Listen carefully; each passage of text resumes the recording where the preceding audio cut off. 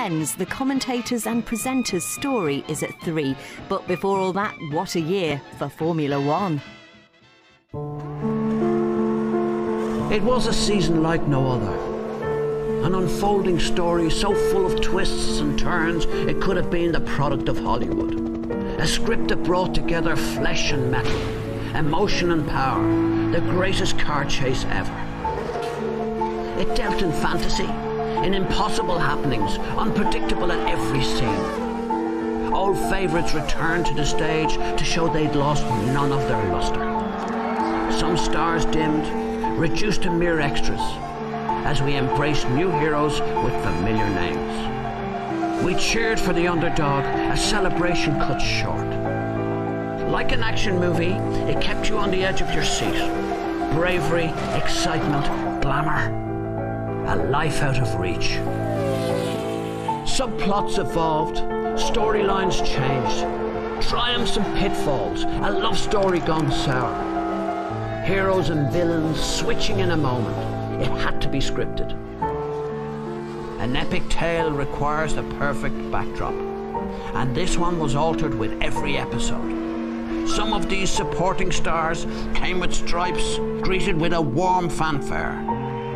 Others became the focus themselves as the tension rose. Still, the old director stood firm. The greatest story ever told has an ending just as captivating. Lights out. Camera. Action.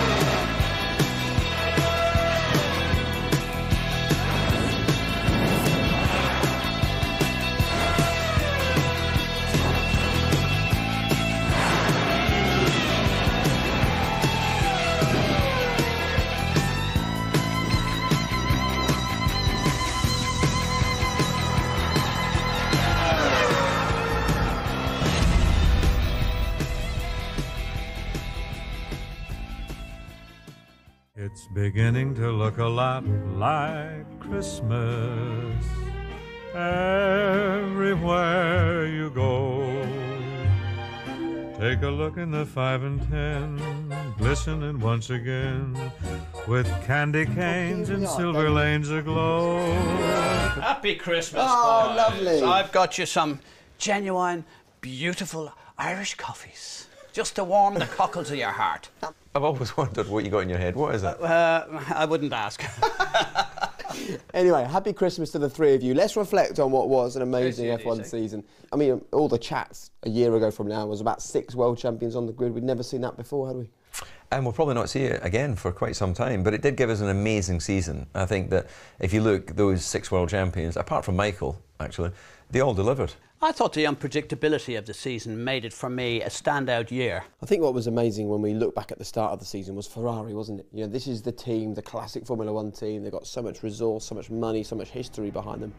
They were so bad in pre-season, do you remember? The first day that we put the car on the track, it was a little bit of, more than a little bit, it was a big surprise. The expectations were totally different. There's no reason to mask that. For sure, I remember very well that we had the problem of speed, a lot of drag, a lot of instability, a problem of traction, so a lot of things. Were there any unwelcome surprises, things that you didn't expect? You always have, you know, in the new car you always have. You know, it's just the beginning of a big, you know, job to have a consistent and competitive car. We know that this kind of competition is also a psychological game. If you shout outside the problem that you have inside, it doesn't help.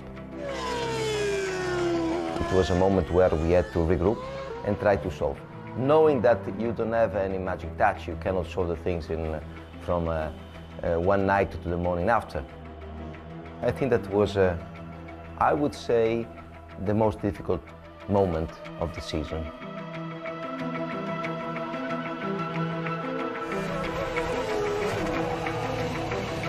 points. Alonso in the gravel. Beached, he's out. He is furious. There's something fundamentally wrong with that car. And it was a bad start, wasn't it? I mean, do you remember? 12th and 16th on the grid in Australia for the first race. That's not acceptable for a team like Ferrari. We had a quite difficult qualifying, and unfortunately I have to say that qualifying remained the most difficult days of all the season. And actually, while Ferrari was struggling, you know, McLaren were as hot as this coffee when the season got going. I mean, they had an amazing pre-season and a great first race. We came out guns blazing and we showed we had the pace. We were very quick in qualifying. Lewis Hamilton has taken pole position. That was an incredible performance from Lewis Hamilton. Button now goes second. We locked out the front row, which is always nice at the first race, and I got a good start and got Lewis into turn 1. Lights out, away we go! Hamilton and Button going for the first corner, and Button has got a good start. Jenson Button is ahead. Jenson Button, this is impressive stuff. Really felt good in the car, you know, the car was working well. Button wins in Australia. Oh, fantastic. What a great way to start the year, guys. The car is beautiful and she's quick. A good race, and we expected the rest of the season to be that easy. Look at the rain out the back of the circuit. It is pouring down now. Down to aquaplane. The last sector is like a lake. The last sector is like a lake. Sergio Perez, I think, coming into the pits. Look at the rain falling now. That could be an inspired decision from Perez with that amount of rain. In any given sporting year, there's always someone who emerges as the coming man, and I think that Sergio Perez showed very early on that he has something special. My engineer was telling me that I was pulling away from the others and I was catching Fernando, that I was the fastest car on the track. You are very quick, Checo, doing very well. And I was the fastest car on the track again and again. You are very quick. Is Fernando Alonso starting to struggle now? Could Perez get onto the back of a Ferrari? This one is definitely one to watch. I was just thinking for the victory. I was just going for the victory. I didn't care anymore for the second place. But then we had some other circumstances. Checo, be careful. We need this position. We need this position. Perez has a problem. Oh no! He's ran wide. Perez in trouble. Alonso's been given a huge break by that. Who knows really, but I'm sure I will have given him a harder time. Ferrari are going to dig themselves out of all the trouble they've had in testing. Remarkably, Fernando Alonso wins a Malaysian Grand Prix. He takes the victory. This is one of the most beautiful. This is one of the most beautiful. We are so proud of you. So proud of you and of the team. Second place goes to the 21-year-old Mexican, Sergio Perez. It's wet eyes at Ferrari, it's wet eyes at Sauber. You've got to love this Formula 1 2012. Within the team was a big relief because after that difficult start, at least you were putting one victory in a season. That is something that you don't have to give for granted.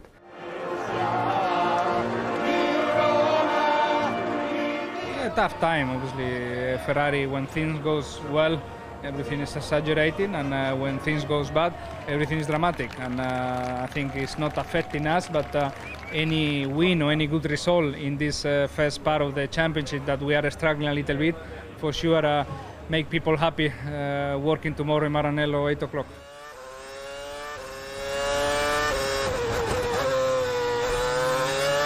Nico Rosberg is going to have his first ever pole position, and the first pole position for Mercedes since 1955. Good job, fella. So we had those first two races and two different winners, and then we go to China and we get our third, Nico Rosberg. And I think that was a hugely unexpected victory, right? It was the surprise of the season as far as I'm concerned. It's Nico Rosberg who wins the Chinese Grand Prix. His first ever victory, the first win for Mercedes since 1955. He's done it. There was a double DRS on that Mercedes car, which enabled them to gain even more top speed than anyone else. And at that point, it just, on that track, on that day in history, gave them this massive advantage. How does it feel? Oh, fantastic. No, thank you to everybody at home too, who is a part of this. And part of this effort today, and no, it feels very special. You know, finally, it's been a long time coming, so fantastic. I didn't see you kiss the trophy up there on the podium. Wonderful. Well done, son. As it turned out, that was the high point for Mercedes in the whole season.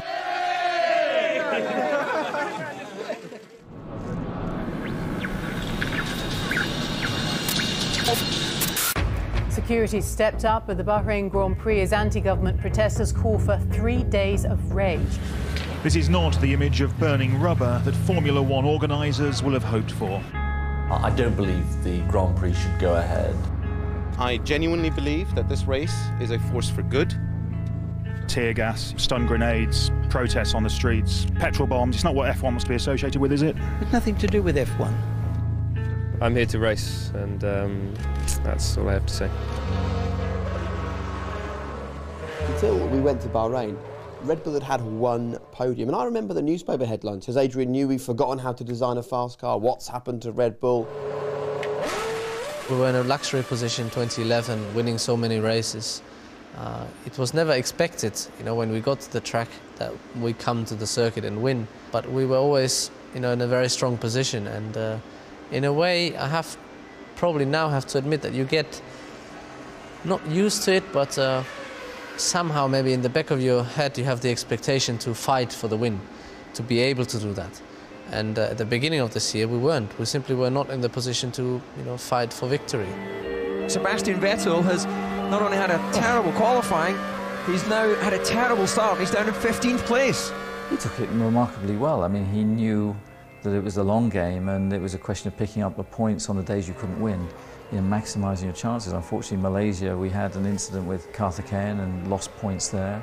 China, he did a strong race on a slightly different strategy, but we still managed to get, you know, sensible points out of that race. And then, of course, we got to Bahrain, where you know, we got our first win of the season.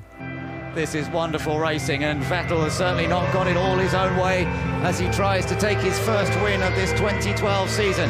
Kimi Räikkönen has closed that gap remorselessly. This is world champion against world champion. Here comes Kimi, he's got a chance. He's going down the inside. Oh, and he can't make it because Vettel just moves there. Sebastian Vettel wins in Bahrain. It's the first Red Bull win of 2012. The first win of the season was a big relief. It was a great race with the pressure from behind. Kimi was very quick in the race. Arguably he was quicker than us, but we still won it. Okay, Kimi, excellent job, mate. P11 to P2. Yeah, thanks everybody. I had one chance, but we put ourselves in a position to fight for it for most of the race, so then it was disappointing to lose by a few seconds. He weighed up the situation and risk versus return. He knew he didn't have the fastest car in Formula One, so he was going for consistency. And at that stage, it did look he was a bit cautious, but it gave him a second place. He came from, what, 11th on the grid? And there'll be a few people who didn't take a 2-year break out to go off and do rallying, might look at their own performances and just question, well, actually, Kimi did an amazing job when he's come back. Here comes Lewis Hamilton, looking for another pole position this year. Can he take his first ever pole in Spain? He's done it, and that's a brilliant effort. Great lap there from Hamilton, but what about this guy, Pastor Maldonado? Second place on the grid for Williams. That is a huge story. Okay, Lewis, we need to stop the car. We have a problem. We need to stop the car. Please turn off. Serious problem? Explain all later. When they told me that I didn't have enough fuel in, I kind of then knew that I was going to get a penalty. There's nothing I could do about it, but it is frustrating because I'd done such a good lap. When we saw that Lewis stopped during his lap, we were, you know, like 60–70% sure that the place was for us. This is how the grid lines up then. It is Venezuela's Pastor Maldonado who starts on pole position for Williams Renault, Alonso alongside in the Ferrari, and of course bringing up the rear a certain Lewis Hamilton. I was a little bit worried about the start. They've been always, all through the season, starting very well, you know, and we've been starting very bad. Lights out, away we go. It's Williams versus Ferrari. Pastor Maldonado good, but Alonso's got a very good start from the inside. Alonso takes the lead into the first corner, but Maldonado's trying to stay with him. No, he can't. Alonso got the place at the first corner. I knew that our car was the strongest. We did a great strategy. I gained the place on him on the second pit stop. Maldonado there, he's going to take the lead. That was a great effort by Williams and by Maldonado. And after that, he tried to put a lot of pressure. I started to push a little bit to make a gap. I did it. Difficult to realize that we were winning a race. Pastor Maldonado wins in Spain. It's the first Williams victory since Brazil 2004. That was special.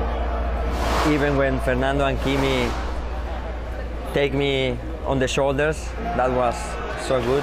You know, always the first one is the most important.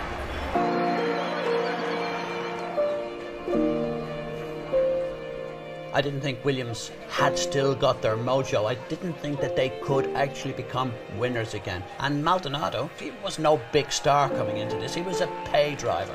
And for pay drivers to win in Formula One, hats off to them. I love it.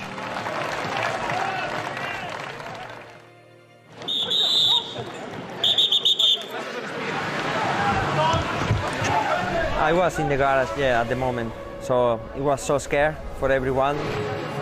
Just in 1 second, we saw everything get on fire. We saw some of our guys burn. It was a difficult time for the team, you know, after such a big victory and such a big moment.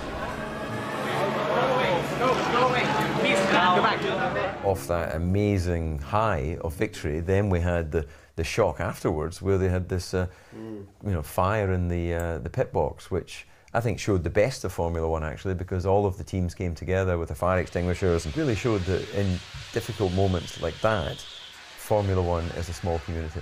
Meanwhile, Michael Schumacher had, well, a moment of madness, I guess you'd call it. Do we think that Bruno was moving in the braking area? I don't think so. It looks like Michael was just caught out. I hate to beat up on Michael because it appears like I'm just bitter and twisted that he used to beat me all the time. But what did Bruno Senna do wrong there? Very frustrating. It's I'm very much annoyed about that. The fact that he couldn't be magnanimous or actually understand that he was the car behind. It's not Senna to look in his mirror. It was a major mistake. He's embarrassed, right? This is Michael Schumacher. But he blames Senna. Michael doesn't get embarrassed. Senna. Let me tell you, I asked Michael several years ago in his first career, has he ever been wrong? And he said, not that I remember. Michael Schumacher doesn't believe he makes mistakes. And that's why, at that moment, it was all about Bruno Senna. It was not about something he'd done. That also brought with it a penalty, which carried into the next Grand Prix in Monaco. Swimming pool, glimmering, darling. White bikini off with my red nail polish. Watch me in the swimming pool, bright blue ripples. You sitting, sipping on your black crystal. Here comes Michael Schumacher. The master of Monaco. Can he do it? He's done it! He's on pole! It would be his 69th career pole, but it won't be because he's got a penalty. So let's hail the pole man, Mark Webber. You know, it's probably one of my best front rows ever.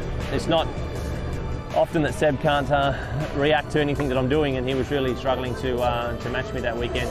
Webber comes out of the final corner, and what a performance it was for Red Bull. Their hat-trick of victories in Monaco. Fantastic, Mark. You've won the Monaco Grand Prix again. Well done. Great try. Mark had a quiet season up until that point, but that was a great victory. You know, he was able to control the race out front, make good decisions in terms of strategy, and it was a very strong victory, his second victory in Monte Carlo.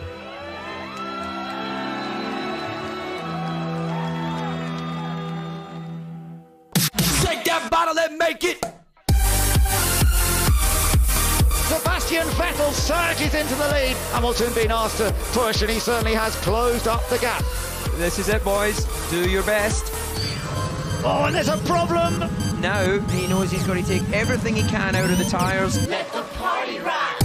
Hamilton is really setting the timing screen to life now. It's not impossible. They may try and go to the end. We need to keep pushing. Hamilton's continuing to be the fastest man. Resistance is futile. Hamilton has grabbed second place. There's just the Ferrari ahead now. So much more car speed in the McLaren. Nothing that Alonso can do. Lewis Hamilton becomes the 7th different winner of 2012. Now watch you to grab your bottles. Yeah, boy. Put them up in the air. Thank you so much, guys. Shake that bottle and make it. Yeah, I do remember it being nice to be at the top of the field, but it lasted for, it lasted for a very, very short period of time, which is probably the most disappointing part. It was a fantastic team victory based on the correct strategy, despite another slow pit stop, which had been something that dogged McLaren at the beginning of the season. Yeah, so you described that as a great team victory. Do you get the impression that even that early on in the season, Lewis is starting to question if that is the right team for him to be at? You know, I don't know what's really going on in there in that mind of his. And there must have been things that said, look, at the start of the season, we have the best car. We should be champions. But finger problems with the team. We know what went on. The tyre choice, running over his own tyre. Too many things where the team made mistakes. Hamilton comes in. It was a very slow stop for Hamilton. He's caught the rear wheel. They haven't been able to get the wheel out of the way in time. Oh, he's lost a massive amount of time in the pits once again. It was frustrating because from those positions it should have been easier with the car that we had to have won. In my opinion, they went in for sub 3 second stops too quick, and as a result, too many finger problems occurred. Yeah, we had problems with the pit stops, and a lot of it was we were trying new things. We were trying to bring in new jacks, a new type of gun, new type of wheel nut.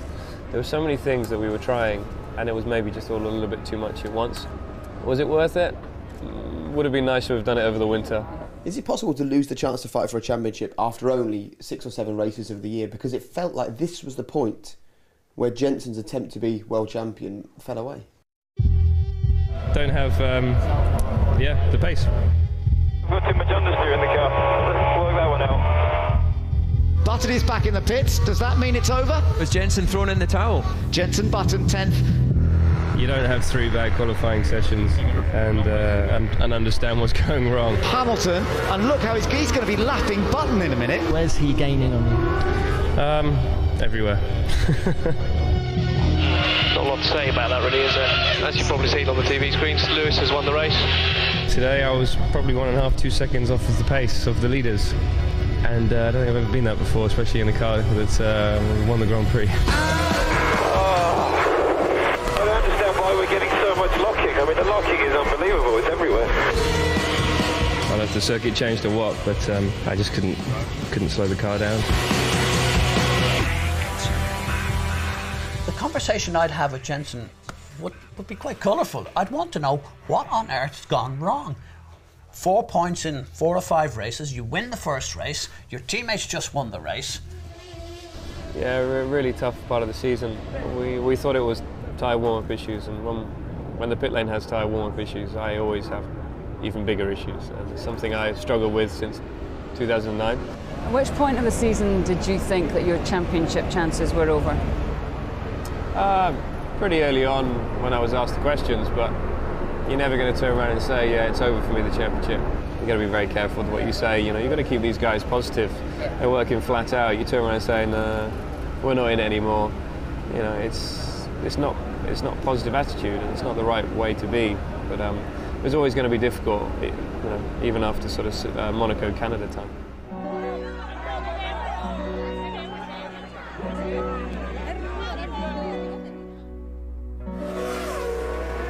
Sebastian Vettel 2 seconds a lap faster than Lewis Hamilton. Where's Red Bull found this incredible pace from?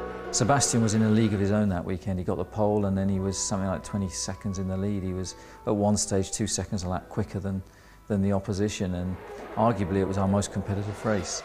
Simply had the pace for the very first time really to just disappear. And then we had the problem with the alternator. Vettel in trouble! Alonso leads! Major dramas here in the European Grand Prix! Vettel has slowed to a stop, and Adrian Newey can't believe it! Obviously it makes you angry. It's nothing you've done wrong. Disappointed and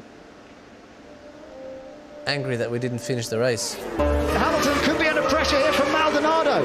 I could feel the tyres going off, and I said to the guys, these tyres are not going to last. In that moment I was 3 seconds quicker than him, fighting for the podium. he was in big trouble with the tires. Oh, that's tight, that's so close. They're almost touching wheels at 180 miles an hour. In hindsight, I could have easily just let him pass. But Hamilton will fight it with everything he's got. In the heat of the moment, you're not thinking about that. You're thinking, I've worked so hard for this position. The team needs the points, I need the points. There's no way I'm going to give it up without a fight. And he breaks a little early, and Maldonado tries to go around the outside of him. They almost touch, but they're not quite. But it was he over. Hamilton's in the wall.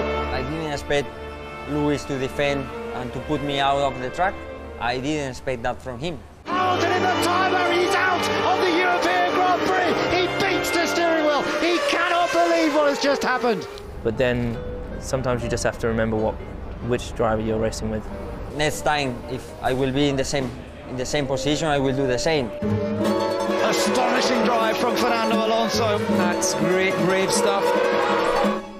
And Fernando Alonso is the first repeat winner of 2012 and the first time he's won in Valencia. Very difficult feeling to describe, winning at home. Giornata fantastica.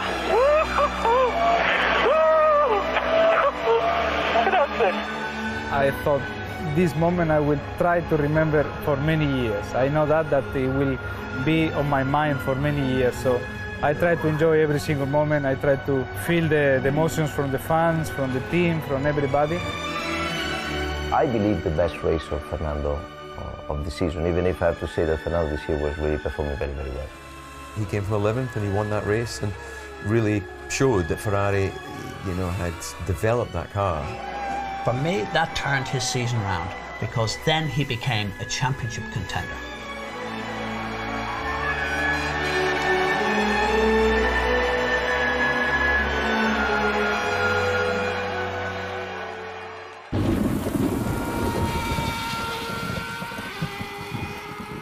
And then, of course, we came home to Silverstone, where it rained all weekend, meaning there was really only one way to arrive for this year's British Grand Prix.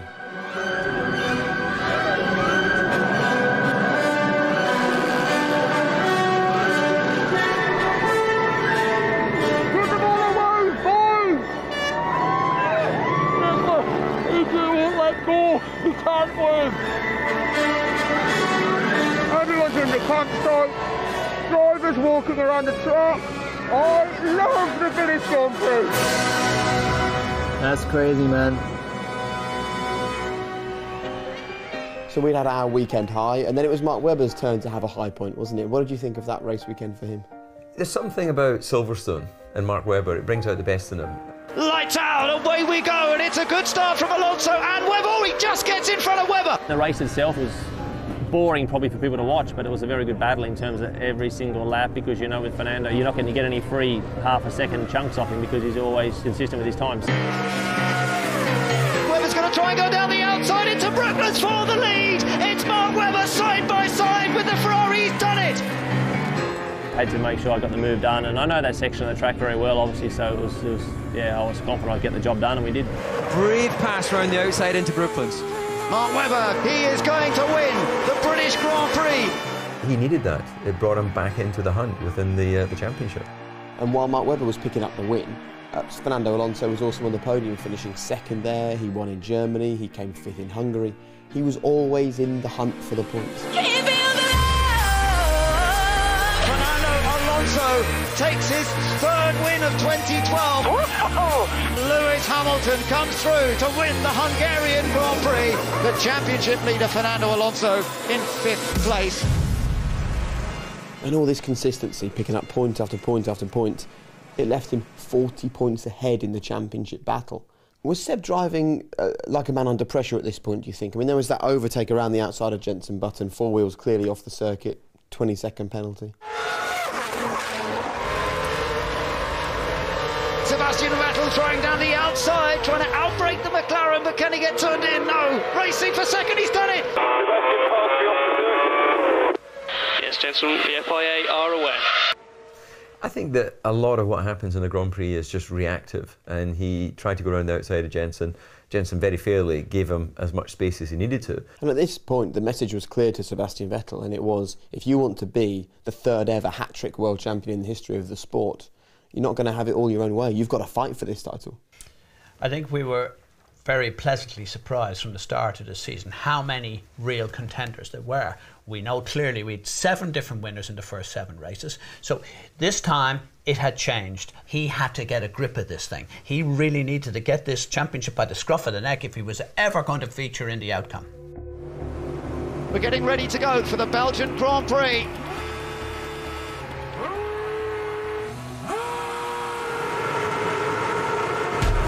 Lights out, away we go, and Pastor Maldonado shooting through. Was that a jump start? Oh, Hamilton's contact! Oh, and he's hit the Lotus! Romain Grosjean over the top of Alonso! Alonso's out, Hamilton's out. Real drama at the start of the race, and this has a massive impact in terms of the championship as well. Well, that started to be the turning point in Spa for us because we struggled in qualifying, but his race was remarkable, you know, and his progress through the field, you know, was truly impressive. Vettel getting up the inside of Massa. And Vettel's gone through. Sebastian Vettel goes round the outside of centre if he can just finish it off. Yes, he does. Vettel's gone through. He's gone past. Look at this, Vettel having an attempt to get past Schumacher. Jenson Button takes victory at Spa. Vettel finishes second. A great recovery and moves closer to Alonso in the championship. When Fernando looks back on the 2012 season, there'll be a couple of moments where he thinks, that was a big, big moment for me. And one of them was right at the start of the Grand Prix in Spa. For all the wrong reasons. It wasn't a big moment because he was winning the Grand Prix. He literally almost lost his head. It was horrific. Anything could have happened. We could have had, at worst, we could have had a fatality. And this wasn't the first time that we'd seen Grosjean causing issues at the start of a Grand Prix. Some people are good racing drivers and others are just fast racing drivers. And at this stage, it was quite clear that Romain was quick, but he wasn't good when it came to close quarter racing. Maldonado trying to get past Grosjean, and the race is over already for him. Grosjean moves across in front of Michael. There's nowhere for him to go. Grosjean touching the back of Paul di Resta.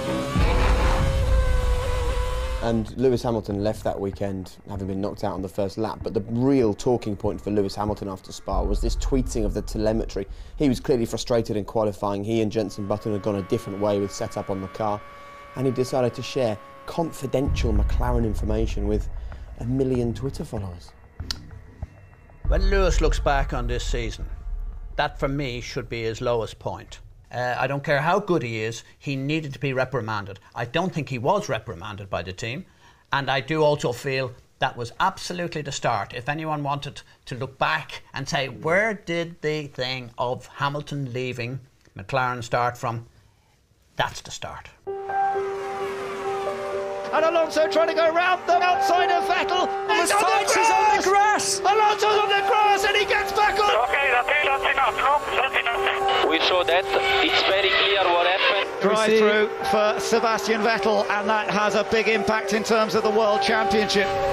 Stop the car. We need to save the engine. Stop the car. Hamilton has controlled this race beautifully from the front. Lewis Hamilton wins the Italian Grand Prix. Thank you so much, guys. Incredible job. Hamilton right back in the championship hunt. Do you think back to what he could have achieved if he'd been in a content and happy place with McLaren at that time? You know, the season was not about whether Lewis was in a happy place. It was about some finger troubles at McLaren.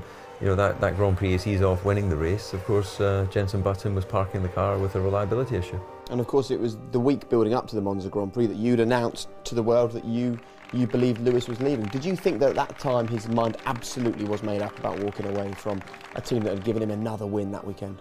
I think the decision had been made, and that's why we announced to the people and the public that I felt sure that Lewis was leaving. We didn't announce anything. You announced. You started it.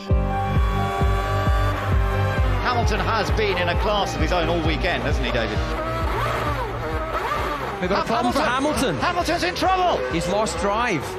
Another failure to finish for Hamilton by the looks of it. His World Championship hopes are disappearing rapidly with that. Yeah, I mean, we've had a great car to be able to compete for World Championship, and the fact that we're not is very tough for all of us to be able to deal with, because we could absolutely easily, without reliability issues, be competing for a win, the championship, both constructors and drivers. What do you say? I mean, what do they say to him? What does he say to them?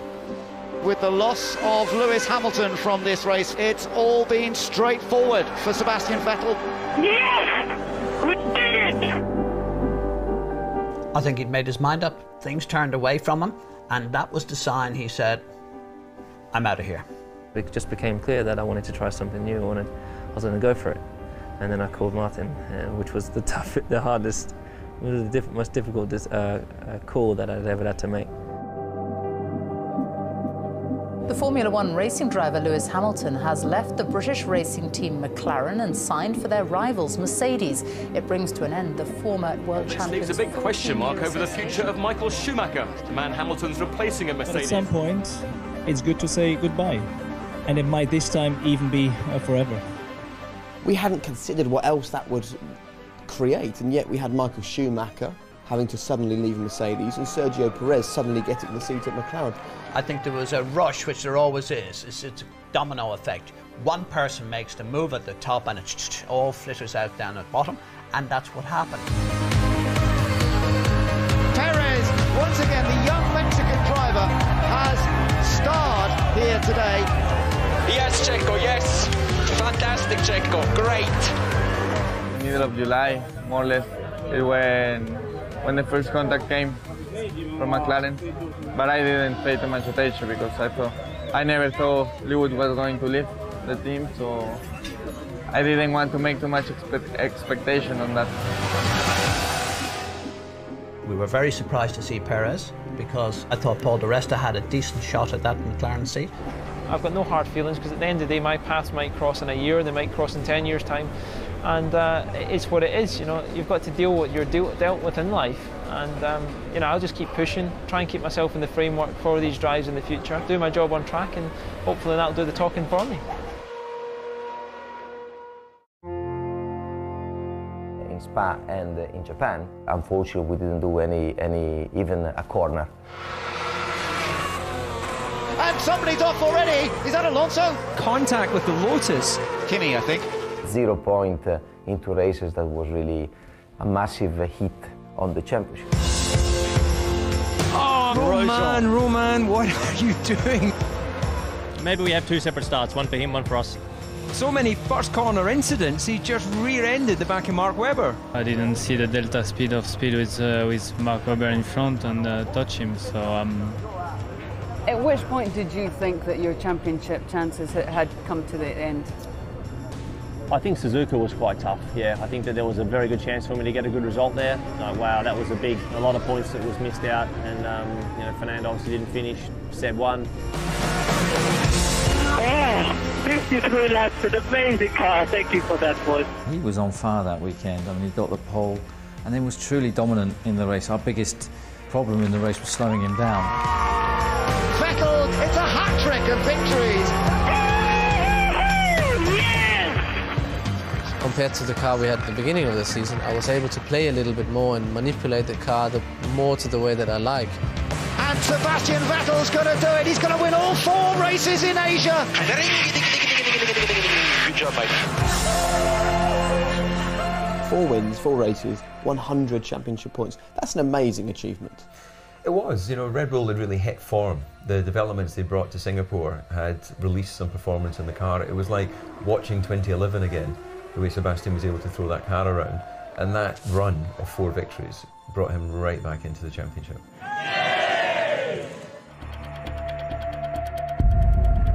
Whereas Abu Dhabi has been quite a good place for us in the past, on that particular day it wasn't. Sebastian Vettel comes out of the last corner. He's third. It was obviously a good session for us. Alonso's not going fastest. Unfortunately, it was 6 cars faster than us today. Stop the car, stop the car. I mean, that night we were waiting to see what was going on. I mean, it was very long to understand there was no fuel in the car. But anyway, I don't want to, you know, you understand what I mean. Sebastian Vettel's been demoted to the back of the grid for a fuel irregularity. Sebastian Vettel starting from the pit lane. Yeah, for sure it was a big hit because, you know, the championship is closing in and there's less and less races to you know, maybe make up for things like that happening. No, that was tough, but we took a strategic decision to say, okay, we're starting from the back, let's withdraw the car from the grid and therefore out of parc fermé, make a few little changes, because if we're going to overtake, you know, we're going to maybe need to take a bit of wing off the car. In the end of the day, you know, I think it was a strong point for us to see the opportunities we had, rather than always thinking what would be if. Get on with it and focus on the race. A track layout which hasn't seen much overtaking. Vettel will hope to change all that. Before the race, he had the confidence. He said, "I'll see you on the podium." I thought, that's confident. Lights out, away we go. Lewis Hamilton lights it up. Starting from the pit lane, this is about scrapping for a few points. Alonso gets alongside, he's trying to take the place. What a move! Vettel goes on the attack. Sebastian, there is damage on your right-hand side. A difficult afternoon, looking like it's going to get even worse. Rosberg is out. Rosberg has crashed out of the Abu Dhabi Grand Prix and safety car has been deployed. What is he doing? He's stopping all the time. That's definitely damaged his front wing now. It looks like he will need to come for that nose change.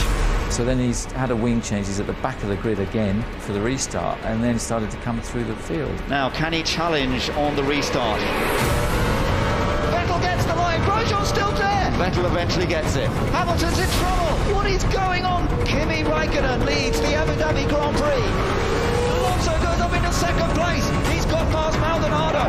What a break! Oh, let's go! It touched Webber as well. It's all gone horribly wrong. Will there be another safety car, Ben? This closes it all up together, and suddenly Sebastian Vettel will be with the race leaders in a fast Red Bull. Sebastian Vettel, as he tries to find a way past Jenson Button. This is for a podium position, remember. Oh, and there's Vettel trying to get past Button. He might have done it this time. Oh, beautifully done. Alonso is charging here. He's looking for victory. Can you tell me when it gets to the end, Ben? I'm covering my eyes, the excitement here. Alonso running out of time. He's done it! Kimi Raikkonen wins! Alonso finishes in second. Sebastian Vettel, a brilliant third place to retain the championship lead. That was just such a tenacious drive. We'd limited the damage. Fernando only scored 3 more points than us. And that was a crucial moment, because, you know, we could have quite easily left Abu Dhabi, you know, with having lost the lead in the championship. Thank you, boys. I told you, never lift, never stop believing. Fernando Alonso was delighted to be on the podium yet again, but seeing his main championship rival there as well, I think really took the wind out of his sails.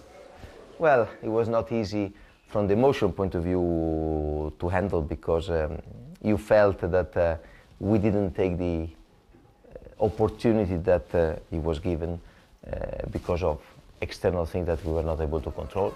Vettel was very lucky. He had a lot of luck with the safety car. He had a lot of positions that he was able to make up, pit stops, the whole lot, and it resulted in him being on the... Ferrari would have been distraught. That was, for me, the pure sign, if they had first signs for them, that, hey, this championship could be going away from us. And how surprised were you that in his comeback year, Kimi does what Michael Schumacher couldn't manage and picks up a win? We had a good speed, and it shows what we've been saying, that if we can put ourselves in a clear air and use our kind of flat time speed, then we can challenge for wins. A lot of emotions, I have to say. I mean, a lot of great feedback from everybody, and maybe the most important is I think the whole paddock and our main competitors in the paddock went to say congratulations. So that just shows how we have the respect in this paddock, and our people was happy for us to win. And it's to show 25 years for Lotus without a win, 4 years for Enstone as well. So this is something which was missing, and we were all hungry about it. Kimi is a winning Grand Prix driver. He's an ex-world champion, and he gave us all, I think, probably the radio moments of the season when they were trying to give him some advice from the pit wall, and he's like, yes, yes, yes, I know what I'm doing. Okay, Kimi, we need to keep working all 4 tyres, please. Keep working all. Yes, I'm doing all the time, so you don't have to remind every second. I think this is going to be big for the United States. You would have never thought in 100 years that Austin, Texas would have had a racetrack like this. much more better than NASCAR or even IndyCar. It's gone all wrong for Ferrari for only the second time this year. Alonso's been out-qualified by his teammate Felipe Massa. Alonso now starts 7th, and Massa, he's had a gearbox penalty, a bit of tactics there from Ferrari. He starts down in 11th. We had Massa having the seal broken on his gearbox, so then he took a penalty that allowed Fernando to move up a position. Yeah, it was very frustrating. I mean, to give away 5 places like this to help the team and to help your teammate. Maybe it's difficult to find other drivers which will do that. It's a team sport, and we had this opportunity from the regulation point of view, and we took it, full stop. The race was all about Lewis Hamilton. Vettel has got it under control right now. It looks closer to be, Ben, than he has been. Lewis Hamilton on the attack. Vettel knows it. He goes defensive to the inside, and Hamilton sweeps past him. Lewis Hamilton, he's the first ever winner on this circuit of the Americas. Oh, that was amazing, guys. Woo-hoo! That was wicked. This was one of his strongest seasons. He didn't win a championship, he didn't win as many Grand Prix as he should have, but he certainly showed his world class. Fernando Alonso takes 3rd place to keep this title challenge alive. We've won our 3rd consecutive Constructors' World Championship, which you know, we're all immensely proud of. If we were cruel, we would say McLaren blew this championship. They had everything in their favour, from drivers to car to designers to budget to everything. They blew it. I'll miss being in the garage. I'll miss going to the factory. I'll miss all the people that I get to work with very closely. I'll miss the Rocket Red shirts when we succeed and we celebrate together. I'll miss being in the garage, and yeah, it's going to be tough. Anyways, I don't want to talk about it too much.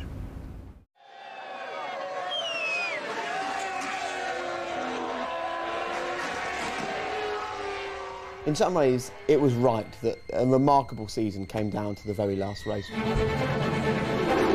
One of these greats, and there's no question, Sebastian Vettel and Fernando Alonso are great, great drivers. One of them is going to walk away with this title today. Which one? In normal condition, Sebastian would have easily taken the place because he is very good, the car is very, very strong. But we also know that when you are under pressure, you start to tremble. 13 points the gap in the championship. Even if Vettel falls off the road, Alonso has to finish top 3 to win this championship. None of us could have predicted what was about to unfold. Everything that could happen, happened, and everything that could go wrong in a way went wrong. Lights out, away we go, and Hamilton versus Button off the front row. Vettel away slowly. Wow, we have a race on our hands. Vettel did not get away at all well there. It seems that he had the worst start of the season. For Sebastian, because of the tension, that is natural. I mean, nothing strange. They are very young guys, don't forget that. As a Red Bull, it's Vettel! It's He's Vettel! Been hit. Down at turn 4. How much damage is on the Red Bull? What drama here on the first lap in Brazil? At that point, you think that's it, it's over. It was obvious that Fernando, because he always is on the podium, was going to finish on the podium, which is what he needed to achieve to win the championship. Usually in that moment you think it's over, you're out of the race. In that particular moment, probably it's over, I'm out of the championship. But in that case, I just wanted to get going again. Okay,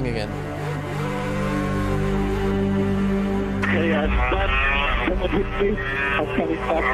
I think I have done it. Our priority was to win the podium, because whatever's happened to Sebastian, if we are not in the podium, we had no chance. Alonso moves up into 3rd place, which is where he needs to be if Vettel gets no points here today. I didn't know how much damage there was, so I drove past the main straight, close to the pit wall, to give Adrian and give people a chance to have a look.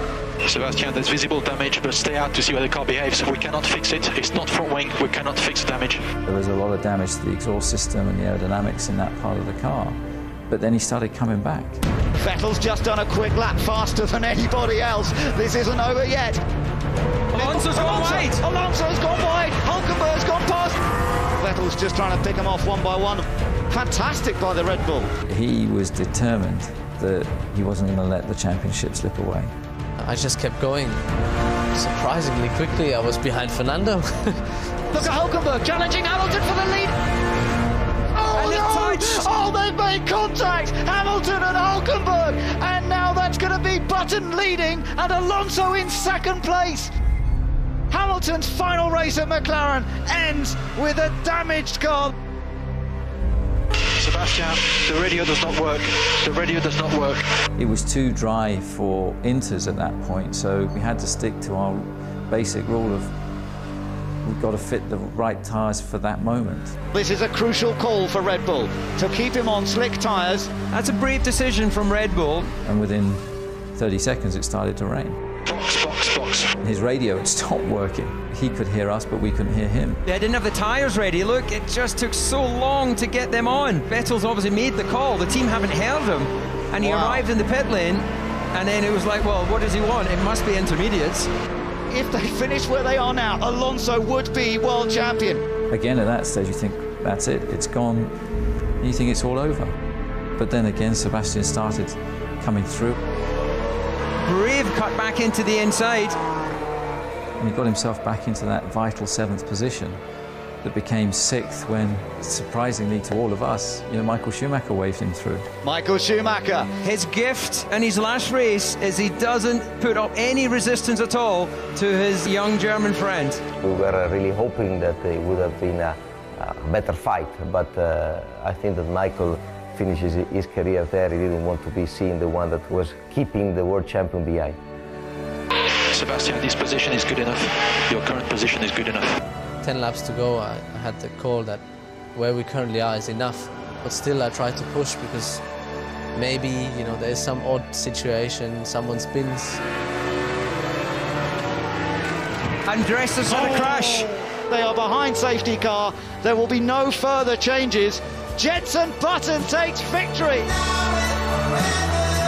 Second place goes to Alonso, but with 6th place, Sebastian Vettel is the 2012 Formula One World Champion. You're the world champion. You're the triple world champion, Sebastian Vettel. You are the man. You're a triple world champion. Having succeeded and everything just falls off, and it just... Straightforward, mate, wouldn't it? Straightforward. In a way, you don't even have the power to maybe realize what happened or the power to celebrate the way you probably thought or dreamt of, celebrating.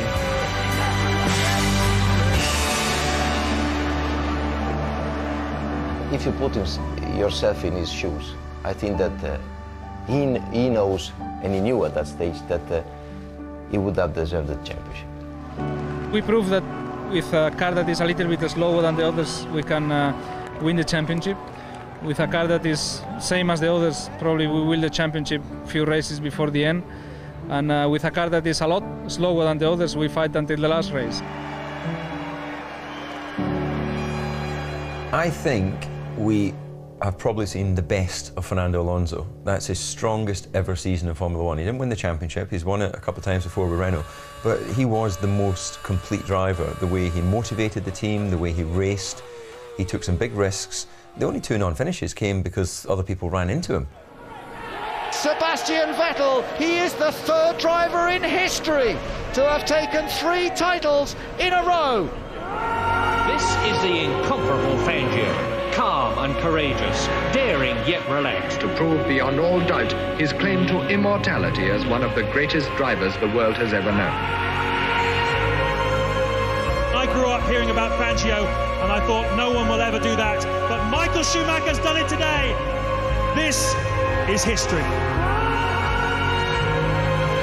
Sebastian Vettel, you are the world champion. The world champion. Well done, enjoy it. You are the man.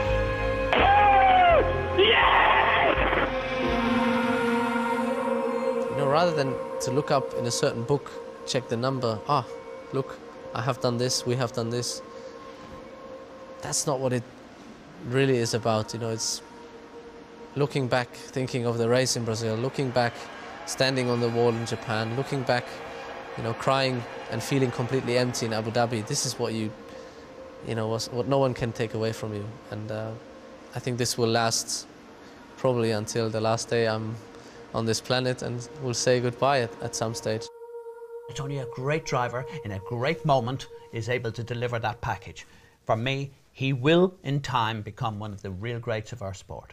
Okay, well look, well done, and wonderful to share the season with you all as well. And we are now 4 days past Christmas Day, Eddie. I'm still waiting for my Christmas present. You the same? Well, we don't like you anymore, Jake. You went and left us on our own and you never even told us. I mean, you left us in the lurch, Jake. You're like walking down the aisle of a wedding and then you're just disappearing on us. What's the story? You're a big boy, and I think in 2013 you can look after yourself. Oh, me and you again? Just you and I. Is anyone going to be watching you, Jake? Cut.